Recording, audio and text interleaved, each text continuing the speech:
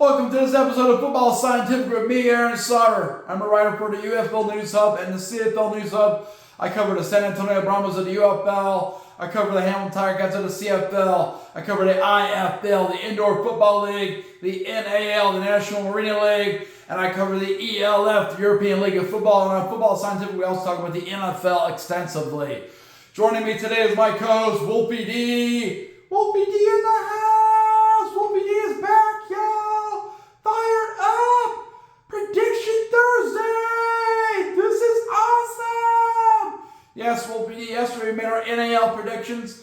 Tonight, you're going to see the Carolina Cobras face the Idaho Horsemen. Carolina Cobras 2-2. Idaho Horsemen 1-2 in Idaho. We'll see. I expect the Cobras to win that game. We'll see what happens, though. NAL's been hard to predict. Today, we're going to do our predictions for the IFL week 4, and we're going to do our predictions for the UFL week 3. It's been a crazy week in both leagues, a lot of transactions, so we're going to lead off with transactions in those leagues and then our predictions, because I believe the transactions are going to affect the predictions some, okay? So I want to go through and kind of foreshadow why I'm making predictions based on the transactions and then make the predictions. A reminder, last week, if you combine our UFL record and our IFL record, we went 8-1. Boop. 8-1 is really good. 8-1? Well, we're really blowing it up. We are really blowing it up, okay? This week, we expect to go undefeated. I expect to go undefeated. Last week, I also went 0-2 in the NAL. Dang, 0-2 in the NAL. But hopefully go 3-0 this week. Let's get a week where I can kind of get a read on teams. Should be a better week, okay? All right, so with that in mind, let's get started with the IFL transactions. First, Green Bay Blizzard have made a series of transactions that's loosened. They're 1-2 right now. They've had 2 close losses, one to the Quad City Steamrollers and one to the Arizona Rattlers, which is probably one of the best teams in the league, in my mind right now. They beat the Iowa Barnstormers, but they decided first they needed to put defensive lineman Rashawn Williams on the short-term IR. 14-day IR, okay? He's definitely beat up a little bit. So with that in mind, they're trying to fill in that gap. They signed defensive lineman Devin Rice, defensive lineman Tremond Lofton, and linebacker Andre White. And they're trying to shore up their defensive front 4 right there. It's 8-on-8 football, so instead of front 7, it's their front 4. 3 defensive linemen and a linebacker who they tend to send a lot. Okay, Andre White's going to come in there. They're hoping to shore up their ability to pressure the quarterback and contain the quarterback and then stop the run game. Next, San Diego Strike Force. They moved wide receiver Mike Kerrigan to the short-term IR, 14-day IR. That's a big loss for the San Diego Strike Force. Mike Kerrigan is a consistent receiver for them and Nate Davis, so with him going down, that might really hurt them. They also released linebacker Frederick Tompkins, okay? And to bring those things back, they signed the receiver John Maldonado to replace Mike Kerrigan, I'm assuming. And they signed defensive back Eugene Ford. I think they realize their secondary is a bigger problem than their run stopping in San Diego. They got to stop the deep ball, okay? Vegas Nighthawks, they have moved off of the line Kevin Toot to the short-term IR, okay? So he's a 14-day IR. Wide receiver Jalen Robinson has been released. Bye, Jalen Robinson. And offensive lineman Dejon Stuckley has been added to replace Kevin Toot. Okay, so Jalen Stuckey is just not getting the job done for the Vegas Nighthawks, who are 1-1. They're 1-1. We'll see what they do this week, you know. That was a big game last week against Jacksonville. They got totally shut down in the second half. That's probably why they're making moves on the offense. Okay, so with that in mind, I have our predictions and our analysis of the IFL games in week 4. First, Friday night, April 11th, 7:05 p.m. Eastern. It's going to be the Tulsa Oilers, who are 1-1, traveling to the Green Bay Blizzard, who's 1-2. Both teams need to win this game. Both teams will be motivated.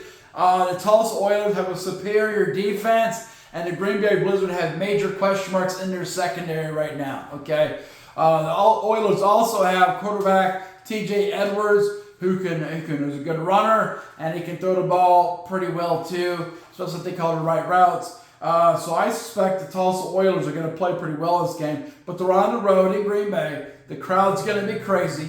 Okay, TJ Edwards needs to keep his mind together. They got beat on the road against the Fishers Freight last week. Turns out the Fishers Freight might be pretty good though. 2-0. Their defense is good. Green Bay's defense is not as good as the Fishers Freight, I don't believe. Tulsa Oilers has a much better defense than the Green Bay Blizzard though, and I suspect their offense will have more flow to it. Max Myler, he had a hard time last week getting into rhythm. They did have a lead. Despite him not getting in a rhythm, they had a lead due to Arizona mistakes, but then Arizona came back at the end and won the game. So, DraftKings, not that you should gamble, but DraftKings, I use them as an analysis tool, has Green Bay Blizzard as a favorite by 3.5 points. So they're favoring Green Bay by 3.5 points, and they have it over and under at 78.5 points. I don't suspect these teams will score 78.5 points.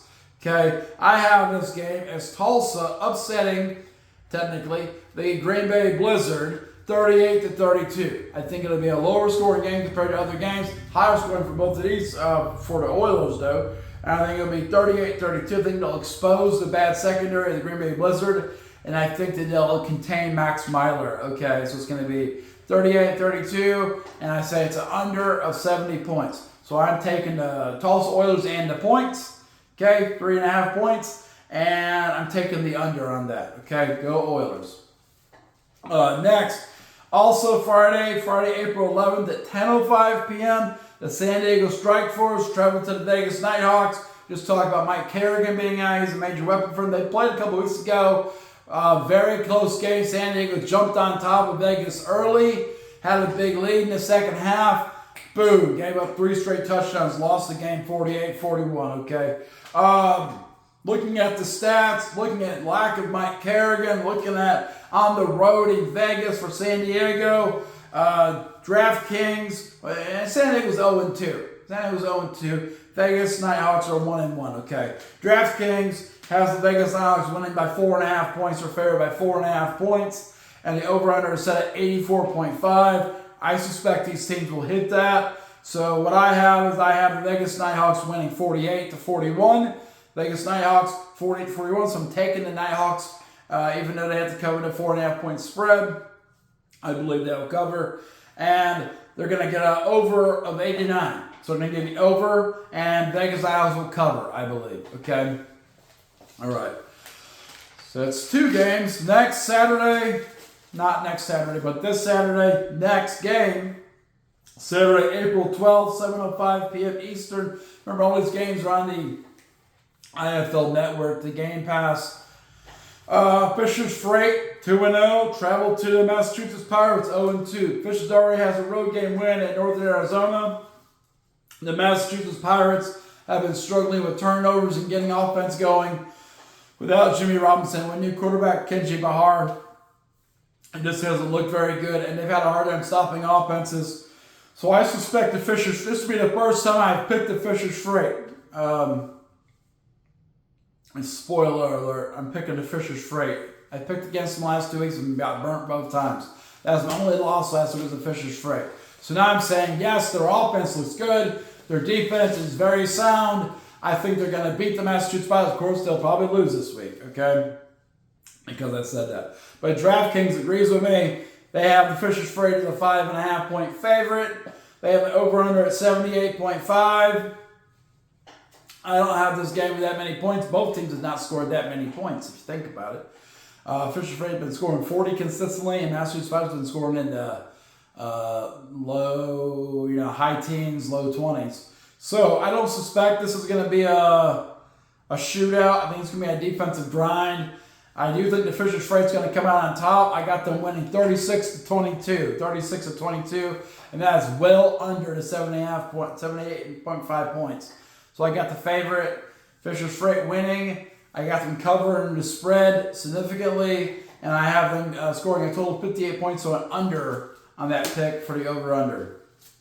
Saturday, April 12th at 8:05 p.m.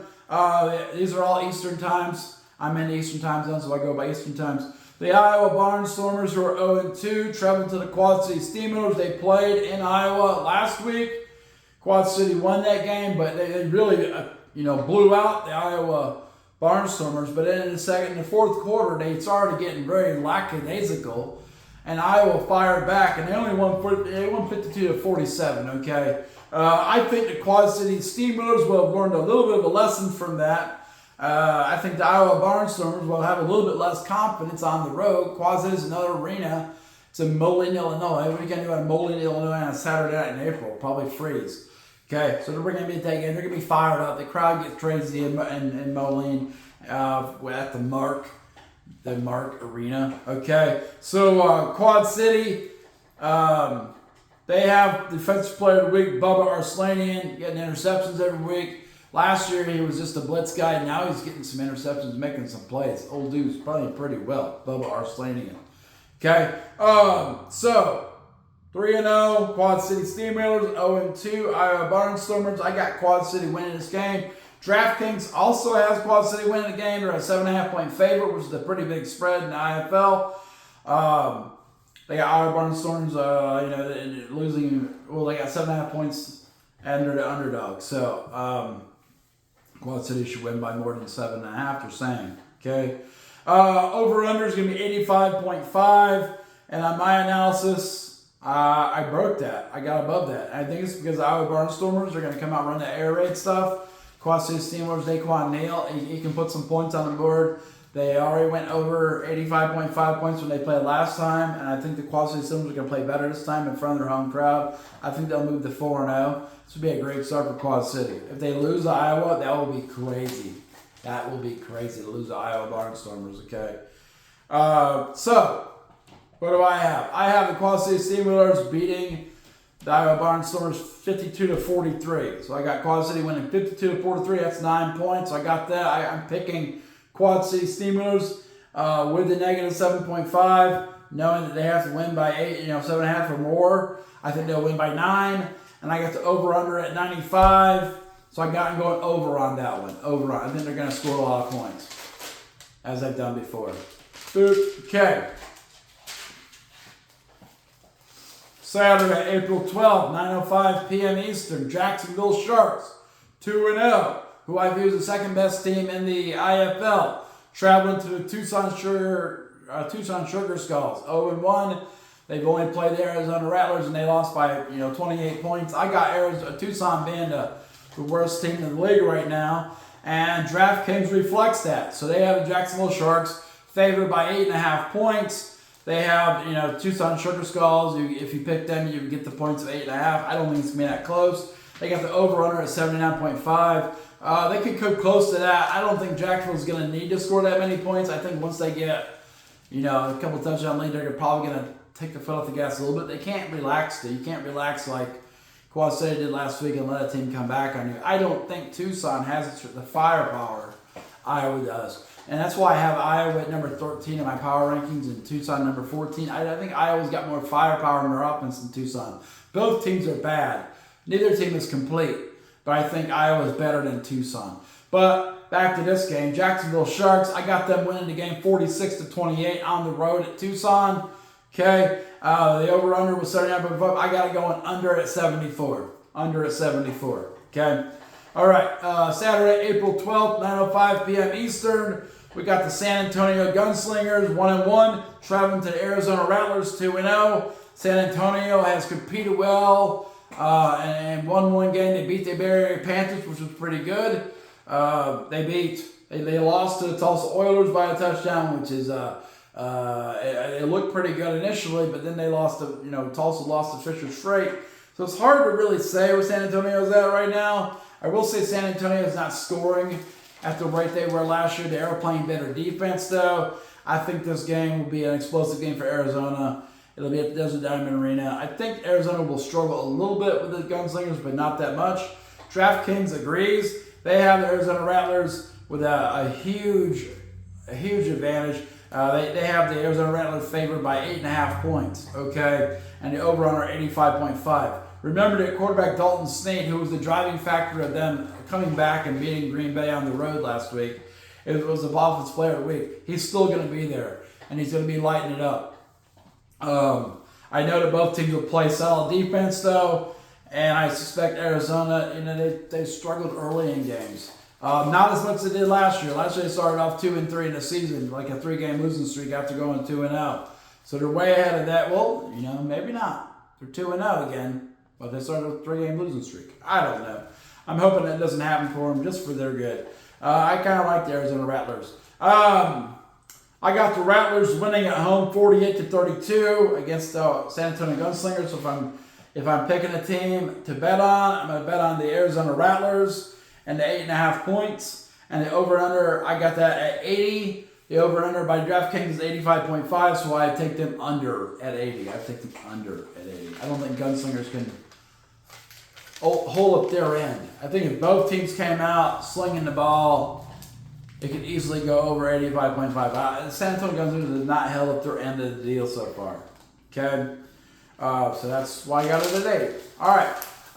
Sunday, there's one Sunday game.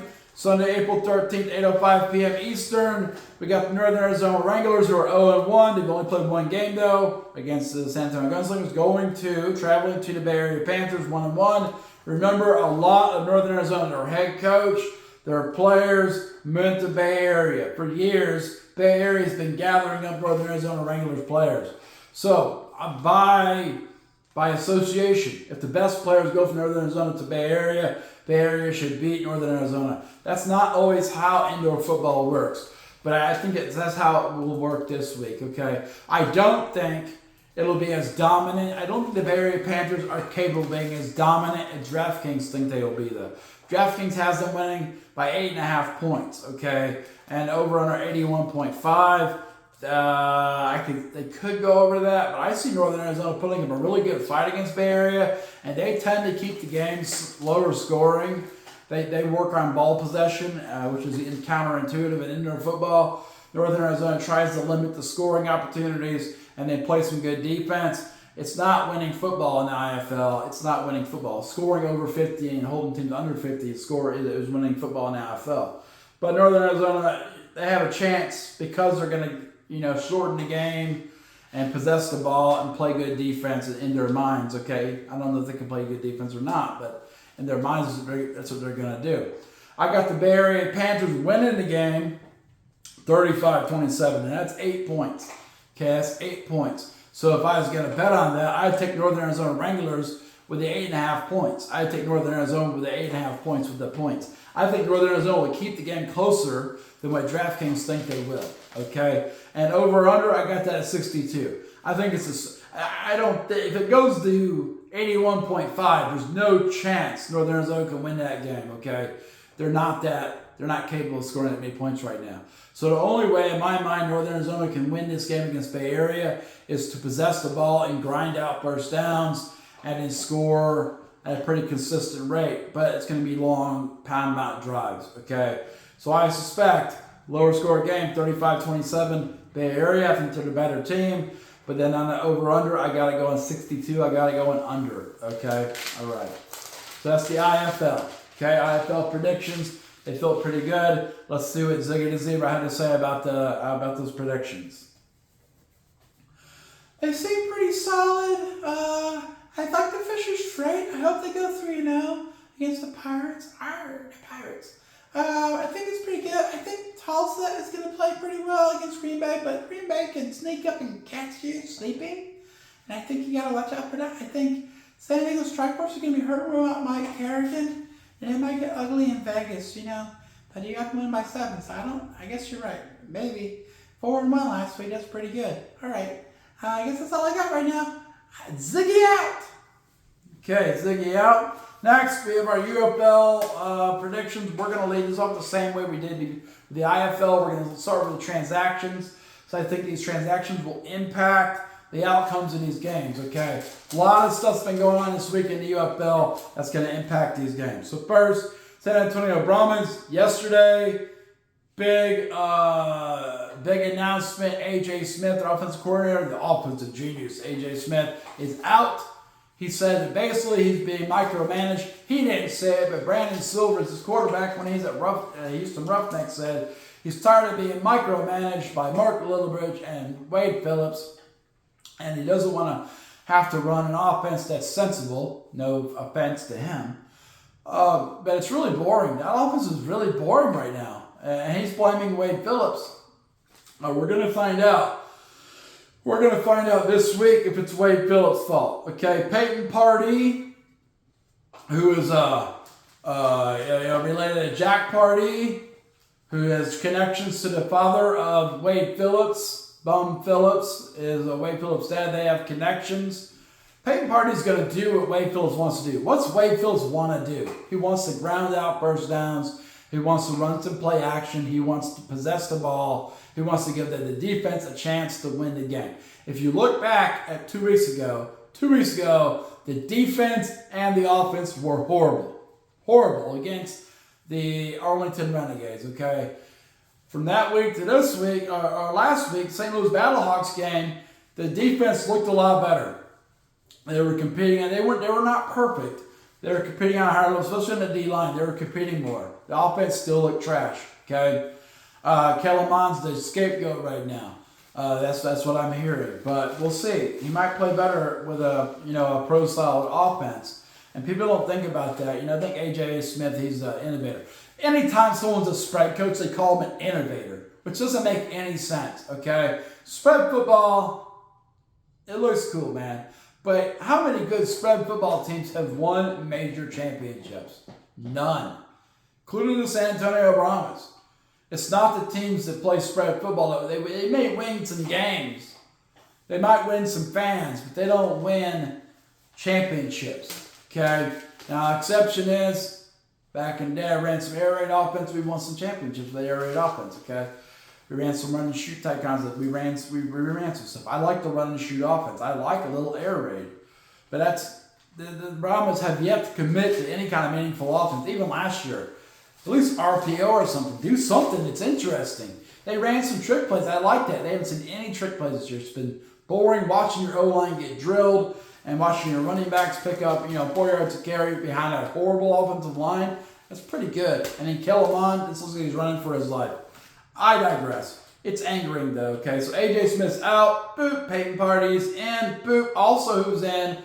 Tight end from last year, Cody Latimer, kind of a spring football legend from the XFL. If there's a legend, he blew it up in the XFL, and he had a good year last year before he got injured with the Brahmas. He's going to come in and be the wide receiver tight end coach, taking Peyton Pardee's spot, okay? So they're keeping it within the family, within the unit, okay? Peyton Pardee moves up, boop. Cody Latimer comes in, boop. Takes over wide receivers, tight ends, okay? In addition to A.J. Smith moving on, which may bolster the offense, the offensive players may realize, whoa, we're so bad, people are quitting. Maybe we should pick it up. I think they're going to look better on offense this week. I think a grinded out pro-style attack is going to be a good idea. But defensively, they also been struggling, especially their pass rushers and run stoppers and their secondary. So basically everywhere other than inside linebacker. Tavante Beckett and Jordan Williams still the best players in the league at linebacker. Okay, but they really can't do much. Linebackers are good when your D-line is getting, closing down run lanes and limiting where they can run. Inside linebackers are good when everyone has coverage over the top and the ball's thrown underneath where the linebackers are. But if you don't have the secondary and you don't have your defensive line, linebackers are really meaningless. That's why when I talk about turning teams around, O-line, quarterback, running backs are a tool to help both. Receivers are a tool to help quarterbacks. But it's O-line, most important. Quarterback, second most important on offense. Then defensively, defensive line is most important. Because if I'm an opponent, I can just run the ball at you every play. Why wouldn't I do that? That's the easiest way to win a game. And then secondary needs to be good to avoid explosive plays over the top. Because if you're running the ball, play action over the top is where you want to go. So with that in mind, the Brahmas have made some changes on their defense. They have released cornerback Greedy Williams, who played for the Browns. Everyone was excited. I was excited to see him. But then he's not looked interested. He's looked very lazy. Out. See ya, bro. I think your loser attitude somewhere else. Release outside linebacker Toby Ndukwe. I don't remember him making any impact plays. They have not had a good pass rush. They have lost outside contain. Outside linebackers have not played well. Edge rushers have not shut down the edge for the Brahmas. Okay, so Toby Ndukwe is gone. In his place, they signed defensive tackle Matthew Gattel. He had played for the Brahmas in 2023 in the XFL. He played 10 games, had 10 total tackles, 13 assists, which is good numbers for a defensive tackle. He's going to be a run stopper, okay? 6'1", 341 pounds.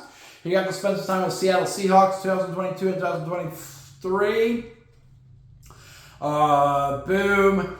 He went to West Florida.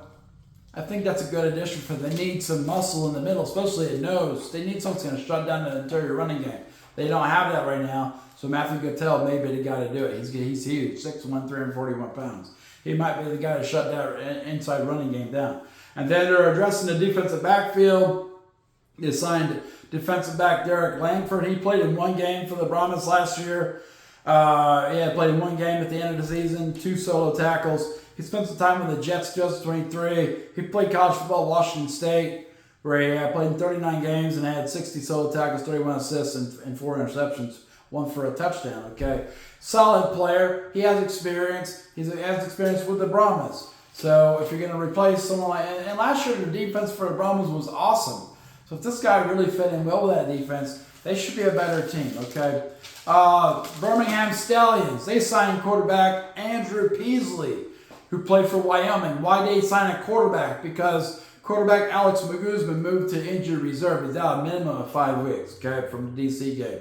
So they brought in Andrew Peasley to be the third quarterback. You got Case Cookus, Matt Corral, now third quarterback Andrew Peasley, played for Wyoming, okay? Next, DC Defenders. Reminder, defensive coordinator Greg Williams bounced yesterday. He's going to go join, most likely to join Reggie Barlow, the head coach, former head coach of DC Defenders, is now the head coach at Tennessee State. Greg Williams is going with him. They got to get some recruiting done. They got to get some work taken care of. Okay. I did not see a replacement for him yesterday, but now I know the replacement. His son, Blake Williams, who's on the staff with him, is taking over the defense. So just basically filling in with a younger Greg Williams. You don't have the experience, but it's probably going to be the same scheme. So I think there will be a little bit of a learning curve, but it won't be huge, okay? He has his dad to lean on there still, okay? So that's how that's looking. Michigan Panthers are hurting a little bit. Running back Matt Colburn, who's an important part of their offense, injured reserve, out for 5 weeks after the Stallions game. That led them to re-sign running back Toa Tawa, who they had in training camp but cut. So they had to bring back a guy they cut because they're getting low on running backs. And that's important to remember. That's why I'm going through the transactions first. It's important to remember for the predictions, okay? St. Louis Battlehawks released Jerome Cap. DC Defenders, they just had Blake Williams step in. That's Greg Williams' son, okay? All right. Next, UFL predictions. So first game of the weekend is tomorrow, Friday, April 11th at 8 p.m. on Fox. We got the Arlington Renegades traveling to the Birmingham Stallions. Okay, Arlington Renegades are 2-0. Although last week was kind of ugly against the Roughnecks, Birmingham Stallions are 1-1. Looked real ugly against DC. Looked better against Michigan. Okay, DraftKings has the Stallions with Matt Corral leading them. Favored by 4.5 points, so they're 4.5-point favorites. The over/under is 39.5. I know Arlington likes to ground and pound. They want to run the ball, but they are one-dimensional. They got exposed last week by Houston Roughnecks being one-dimensional. Luis Perez is a good manager of the game, but if you can shut down that running game, he's a lot less good quarterback. He's still solid. He's just not going to beat you with his arm or his leg. He's going to manage the game. And they want to run the ball, and then they want to play action and have him manage the game. It almost didn't work last week because Houston did a really good job of shutting down that running game. Okay, Birmingham Stallions, they're always very good on their defensive line. They shut down the Michigan Panthers running game, so I suspect they're going to give Arlington Renegades a lot of trouble, especially in Birmingham. The crowd will probably be pretty excited. Giddy up! They're going to yell "Giddy up" a bunch. So, that's what they do in Birmingham. So, I got the Birmingham Stallions winning the game 20-12. And then for over/under, I don't think they're going to get I don't think the Renegades are going to do their part to get over 39.5. So, I got to go into 32, and I got to go under. Okay, Birmingham Stallions win 22-12. So, I'm taking, if I was betting on the game, I'd put my money on Birmingham Stallions and the points. Even though they're, you subtract 4.5 points from the thing. you know what I mean. They're favored by 4.5, okay? And then over-under, I would go under on that one. Okay, I think it's going to be a defensive grind. Both teams can run the ball. Matt Corral's got a little bit better offense around him. Okay, all right. Saturday, April 12th, 2:30 p.m. Eastern. Remember, we went 4-0 on the UFL last week, so I hope we go 4-0 again. Saturday, April 12th, 2:30 p.m. Eastern on ESPN. Okay, Saturday game on ESPN. Houston Roughnecks were 0-2, take on the Memphis Showboats who are 0-2. Huge opportunity for these two teams. Remember, Michigan Panthers are 1-1. Birmingham, this is in the USFL conference, okay? Michigan Panthers are 1-1. Birmingham Stallions are 1-1. Birmingham Stallions would have a tiebreaker over Michigan, so they'd be first place. Michigan would be second place, but they are hurting. They are missing players. They're quickly breaking down, okay? Whoever wins this game between the Houston Roughnecks and Memphis Showboats could be in second place if the Brahmas can take care of Michigan. If not, the worst they'll be is in third place and be roughly one win away from being in second place. Okay, they have a chance. Both teams have a chance right now at this moment to become playoff contenders. Okay, so if I'm the Memphis Showboats, you got to attack this moment, man. You're at home. You want to get your crowd hype. You've had a pretty good season. You look pretty decent, not good, but decent.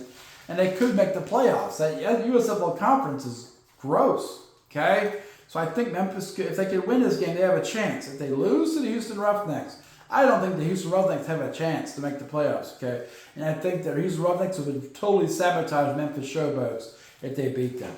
DraftKings has this fairly close game, which is probably good. They're both 0-2 teams. They both struggle to score points. DraftKings has it. Memphis Showboats favored by 4.5. Probably because they're at home. Not that matters too much in the UFL because they all practice in Arlington, so they all travel to the game. I'm not sure how much home field advantage matters at that point. But DraftKings thinks it does, and I kind of think it does a little bit. It's just for motivation reasons. The over/under is 35.5. So how I have this game playing out is a defensive slugfest.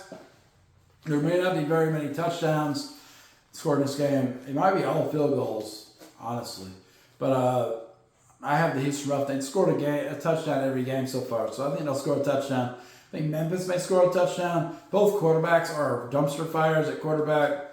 I got this game going 15-9. I got the Showboats beating the Roughnecks 15-9 and putting themselves in the playoff mix right now and knocking the Roughnecks to 0-3. Okay, I got that going under 35.5. 15 plus 9 is 24. I got it going under 35.5. Okay, I don't think either offense is going to look very good. Sunday, April 13th, 12 o'clock Eastern, ABC. So it's a national game. Noon on Saturday or Sunday. Pretty good time to watch the game. Okay, San Antonio Brahmas are taking on the Michigan Panthers. The Brahmas are 0-2. They're in desperate need of a win. Why? Because unlike the USFL conference, the XFL conference has 3 2-0 teams. St. Louis Battlehawks, Arlington Renegades, who both have a win against the Brahmas, and then you got the DC Defenders, who are all 2-0. If you go to 0-3, it's going to start looking pretty over, especially with all the issues they've had this week. It's going to start piling up on them. And Michigan Panthers are injured. They're beat up. The only thing they got going for them is Bryce Perkins. O-line's beat up. They made a trade. They traded Marcus Sims, their best receiver. So even if Bryce Perkins is good, Marcus Sims is gone. He got traded to the Roughnecks for a backup offensive tackle. That shows what they think about Marcus Sims. Okay? Their running back's out. So I say this is a prime time for San Antonio to get their first win of the season at Ford Field. They're a dome team. They're playing a dome team. I think it has a good chance to win this game if they can put it together. The thing is, they just can't come out and shoot themselves in the foot.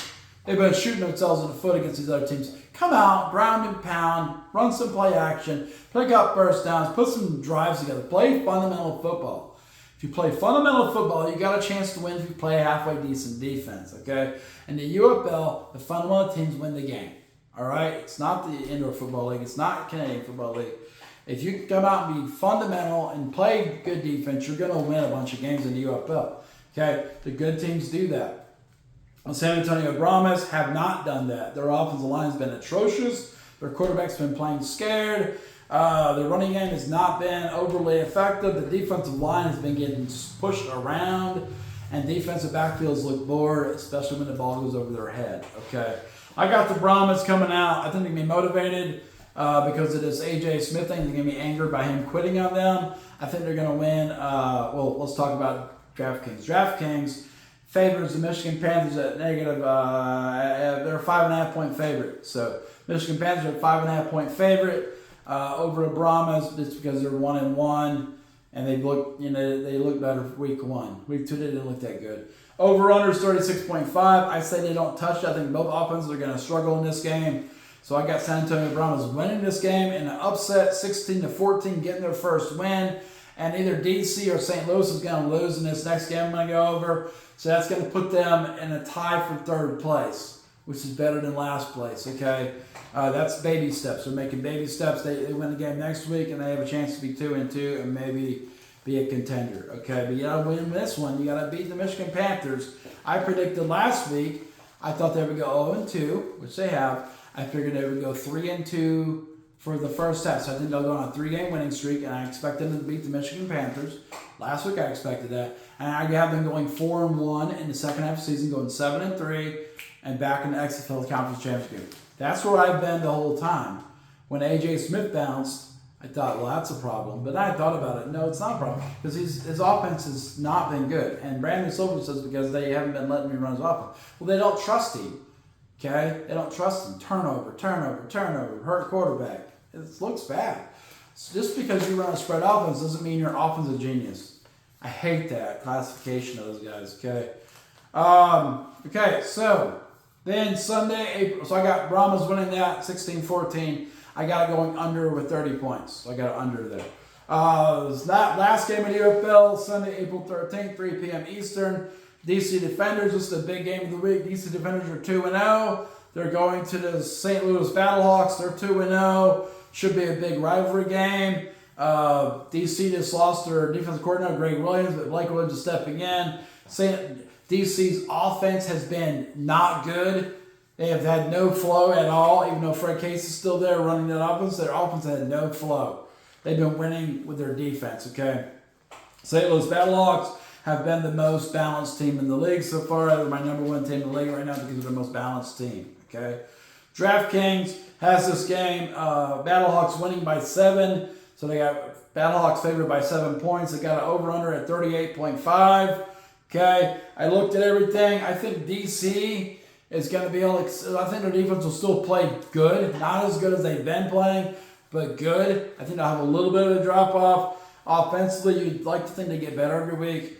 You would want to think that. So I got DC scoring 18 points. And I got the St. Louis Battlehawks scoring 24 points. I do think the St. Louis Battlehawks are the most balanced team in the league right now. They have a good offense. Quarterback Manny Wilkins is playing decent. Their D-line's doing pretty well. Their defense secondary. So they have everything you need to win games.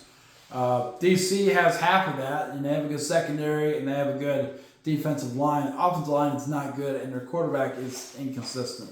So with that in mind, I got St. Louis beating the DC Defenders 24-18. The surprising part is I don't have the St. Louis Battlehawks covering in that. I think the defenses will make a difference. I don't think they'll cover. So I'm picking, if I was going to bet, I'd bet on the DC Defenders to cover the 7 points, keep it within 7. I got it going 24-18, and I got it going over because I think DC will have to score some points to keep that game close, and I think they're capable of doing that. I think Battlehawks are a better team, though. Okay, so I got Battlehawks winning, but if I'm betting on it, I got DC with the points, knowing they'll lose, but you'll win with the points. And I got that game going over. Okay? All right, so that's the UFL prediction.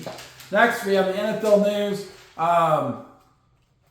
So first, Edge Rusher Abdul Carter. He's in Indianapolis getting a medical recheck on a stress fracture in his foot from the combine. So we got hurt at the combine. Not a good sign, especially in your foot. I would say that's a really bad sign. But his agent, Drew Rosenhaus, said there's improvements and there's no surgery needed, which is probably a good sign, and that he'll be fine by draft time, okay? He's going to go visit the New York Giants again, yesterday and today, okay? I got the Browns taking Travis Hunter. In my mock draft, I'll go through mock draft next week, I think, at the end of the week. But in my mock draft, I got Cam Ward, the Tennessee Titans. I think they're going to pick him. He's the most balanced quarterback in the draft. I got Travis Hunter going to the Browns. I got Abdul Carter going to the Giants. Is it a good pick? No. Abdul Carter is really undisciplined. He has his inside knife point games all the time and gives up contain. It's hard to watch. Abdul Carter is hard to watch, honestly. I don't know. They're going to pick him third. I don't know why you would do that. Because he's fast. There's a lot of people fast in the NFL. But I think they'll do it. And that's why the Giants stink. I think they'll pick people like Abdul Carter. They'll listen to the hype and not do their own scouting. They don't trust their own scouting. New York Jets, they reworked the contract with wide receiver Alan Lazard. They agreed initially to pay him $11 million in 2025. But that's when Aaron Rodgers was there. Aaron Rodgers wanted Alan Lazard because they're buddies from the Green Bay days. And the Jets were like, well, we got rid of Aaron Rodgers, but we want you to stay. We think you got a chance. But we're not paying you $11 million. So they're cutting it down. They're cutting out $8.5 million, and he's guaranteed to have $1.75 million. So that's way less money because the guy that was cheering for him, Aaron Rodgers, is no longer with them. Okay. I had a report yesterday that the police came to settle a dispute, a physical assault situation with Tyreek Hill, wide receiver of the Dolphins. Turns out that's a domestic dispute between him and his wife. Police showed up and did a police report, said it was a domestic dispute. Chicago Bears, they really want running back Ashton Jeanty. Okay, I think the Commanders should try to get him. I don't think they shouldn't trade up for him. The Bears are saying now they're going to maybe make a move to get Ashton Jeanty. You get in front of the Raiders. Raiders are looking to pick Ashton Jeanty. So the Bears are saying we're going to trade up. This is bad decision by the Bears. First of all, they did a good job of rebuilding their O-line and D-line. I respect that. They got a quarterback, and they're working on the defensive backfield. It's all good things to do. But the way they did it stinks, okay? So they traded a bunch of draft picks to pick up these older offensive linemen. I wouldn't have lost the draft picks. I would have said, let's stink for one more year and draft a bunch of linemen. This is a lineman-heavy draft. Draft a bunch of offensive linemen, get a running back, and we're good to go. But they gave up a bunch of picks for veteran offensive linemen who are old, probably will be injured before halfway through the season. And now they're talking about they're going to trade up for Ashton Jeanty. It's just because their management's horrible. Their general manager is trash. And that's why they're not very good. If you had a halfway decent general manager in Chicago, they'd be a good team. Okay, Pittsburgh Steelers, they're working on a contract extension for TJ Watt. He put on his Instagram that he's about to bounce. Boom, unless he gets a contract extension. He's just trying to get a contract extension, I think. He doesn't really want to bounce. Boom. Now they got to worry about that other than quarterback. LA Chargers, they have former LA Chargers defensive back Asante Samuel Jr. He's a free agent, but he's been injured recently quite a bit. And no one's trying to go after Asante Samuel Jr. because of the injury history. So he might be left out in the cold. Or Chargers can pick him back up for a cheap price. Chicago Bears, wide receiver Keenan Allen. He was a Bear for 1 year. Looks like he's not going to return to the Bears. He's going to go to LA Chargers or the Niners.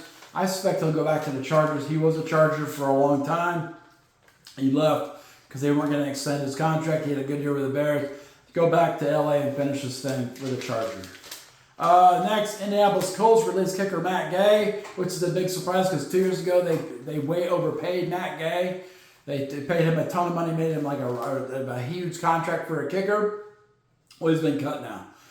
So they released him. He's going to have some dead cap space.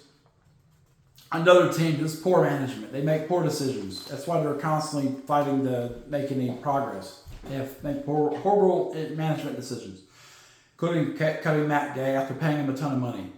You paid him a bunch, or don't pay him a bunch. Make something make sense. LA Rams agreed to terms with linebacker Troy Reader. They need a linebacker. I heard Jihad, whatever his name is, from Alabama. They're going to pick him up. They need a linebacker, but they picked up linebacker Troy Reader for 1 year. So they're not going to pick up Jihad, whatever, or they don't think he'll be there. I think he will. I have him going pretty late to the first round of my mock draft. I'll go over that next week, okay? CFL, as we get closer to the draft. Everyone wants to do a ton of mock drafts. I think it's boring. So I'm going to do one, and it'll be end of next week. Probably Good Friday. That'll be a great Friday on Good Friday. Okay, CFL, Edmonton Elks signed American defensive lineman Tamari Fox. He played at UNC, University of North Carolina.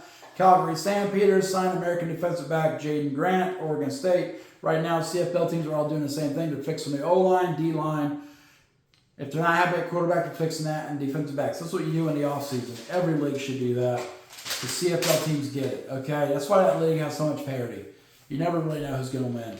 And it's the three-down football makes it very exciting. Ottawa Red Blacks, they released national wide receiver Russell Dixon, and they signed American defensive back Shakur Brown, who played at Michigan State. Okay, he's used to the weather. It stinks. That's the weather. Okay, in the ELF, the European League of Football, the Hamburg Sea Devils are trying to improve their team. If you remember, they played in the first two ELF championship games. They lost both of them with Glenn Tuga at running back, but then they have not made the playoffs since then. So they have a new head coach, and Sean Fatah. Okay, Fatah. They also have a new quarterback in Michael Leon. He's technically a rookie, but he has played some football before. They have a lot of weapons around Michael Leon. Wide receiver Terrion Robinson, some Seal Secker, Jacob Nugenbauer, and Christian Kayi. I think what they're missing, though, is a running back. They're missing no replacement for Glenn Tunga. If you ever get a running game in the ELF, that's going to help your O-line. That's going to help your quarterback. They need to get a running back. They don't have that right now. And then also in the ELF, there's a trend going. A lot of people are going from the NFL to the ELF. That's not unusual, but there's more than usual this year. So first, Paris Musketeers, their new head coach is Jack Del Rio.